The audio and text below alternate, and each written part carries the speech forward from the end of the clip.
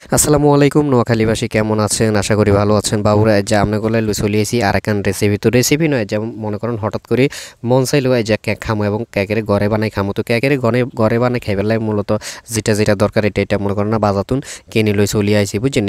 তো এর মনে করেন না চিনি ডালি দিছি এবং কিছু দুধের গুঁড়ো ডালি দিছি। দুধের গুঁড়ো ডালি দিবার পরে কিছু মনে করেন না তেল ডালি দিছি, বুঝছেন? তো তেল ডালি দিয়ে মনে করেন না এখানটা একেবারে সুন্দর করে ঠিক এভাবে মনে করেন না ব্লেন্ডারে দিয়ে দিছি। ব্লেন্ডারে দিয়ে এখানটা একেবারে মনে করেন না এখানটা মিশে আলাইছি, বুঝছেন?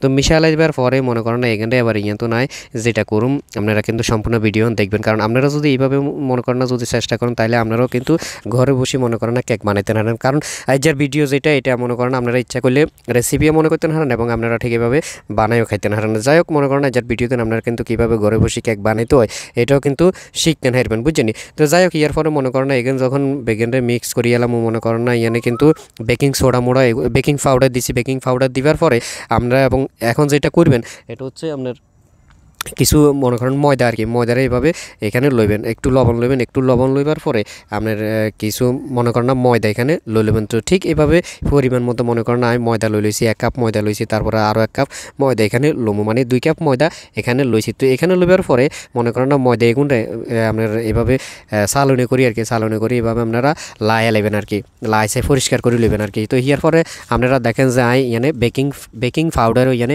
কিছু দিয়ে দিছি, আপনার 1 চামচ বা 2 চামচ বেকিং পাউডার এখানে দিয়ে দিবেন। তো দিয়ে দিবার পরে এখানটা মনে করেন না একারে সুন্দর করে এভাবে আপনারা জাঁকি এখানে মনে করেন না আপনারা একারে চালিয়ে নেবেন। তো চালিয়ে নেবার পরে আর আগাদের যে মেডিসিন যেটা আসিল মানে আগাদের যেখানে দুধ দিয়ে যেখানে করে লিছে সেখানে লগে এখানে এভাবে মনে করেন না লাসা করবেন আর কি, বুঝছেন? তো এইভাবে কতক্ষণ একার লাসা করতে হবে আমরা খোলা জাকিটা বানাইতাম গেলে যেভাবে হয় আর কি। তো ইয়ার পর আপনারা এখানে কিছু দুধের গুঁই আপনারা দিয়ে দিবেন, 1 চামচ বা 2 চামচ এখানে দুধের গুঁই দিয়ে দিবেন, বুঝছেন? তাহলে কিন্তু আপনাকে কেকটা খাইতে একটু টেস্ট লাগবে, বুঝছেন?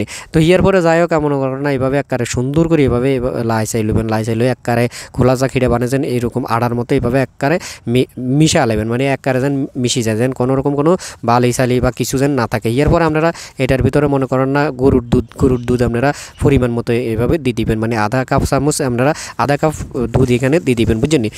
এটা হচ্ছে অরিজিনাল দুধ, আমি আপনার করে আবারও করে এটা হচ্ছে অরিজিনাল গরুর দুধ, আপনারা এভাবে আধা কাপ এভাবে দিয়ে দিবেন। তো এভাবে দিবার পরে আপনাকে কেকের কালার করবে যেটা করবেন গিয়ে মালটা কিনে লই চলিবেন। তো মালটা কিনি মালটার যে উপরের যে অংশ মানে সাম্বার, যেটার সাম্বা কয় আর কি, এই সাম্বারে আপনারা এভাবে মনে করেন না যে সালাদ কাটনি মেশিনের উপরে এভাবে রাখি এভাবে মনে করেন না কাটি এভাবে দিয়ে দিবেন, বুঝছেন? তো দিয়ে দিবার পরে এবারে ইয়ার পরে যেটা করবেন আপনারা মালটারে সুন্দর করে আপনারা এভাবে এখন ফ্রিজের ভিতরে রাখি এভাবে কাটিয়ে নেবেন। তো কাটিয়ে মনে করেন না মালটার ভিতরের যে রসগুলো আর কি, রসগুলো এইভাবে আপনারা দিয়ে দিবেন। তো মালটা আপনারা দিলেও হারবেন না দিলেও হারবেন, কিন্তু আমি মালটাটা দিছি এই কারণে যে মালটাটা দিলে আপনার মনে করেন না এভাবে আপনার কেকের যে কালারটা নীল কালার যে একটা হলুদ কালার হয়েছে না, ঠিক এভাবে হলুদ কালার হয়ে যাবে। যাই হোক আমি অল্প পরিমাণ মনে করেন না মালটার রস দিয়েছি। মালটার রস দিবার পরে এখানটা আবারও আপনারা এভাবে আপনারা একবারে সুন্দর করে লাই চাই এভাবে একবারে মিক্স করিয়ে নেবেন, যেন কোনো রকম আপনার কোনো কিছু লোক কোনো কিছু যেন আলাদা না থাকে, বুঝছেন?